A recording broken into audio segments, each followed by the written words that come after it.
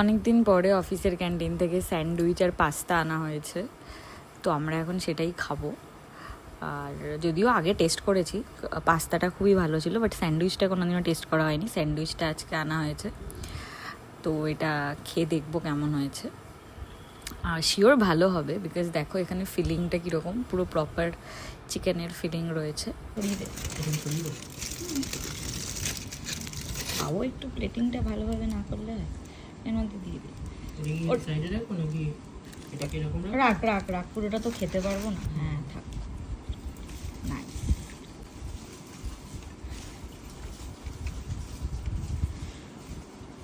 একদম ঠাসা চিকেন আছে। খাই আজকে, এটা খেয়ে নিচ্ছি স্ন্যাক্স হিসাবে।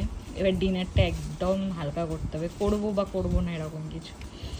আর অরিজিৎ বলছে না খেতে খেতে আমার অভ্যাস বাজে হয়ে যাচ্ছে, আমি খাওয়া একদম কমিয়ে দিয়েছি,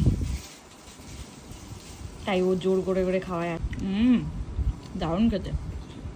আর একটাই KFC রাইস বোল আছে, এটা পপকর্ন রাইস বোল, আমি এটাই ভালো খাই। এটা এখন অফারে দিচ্ছে 69 করে, 99 করে, তো এইটা এনেছি।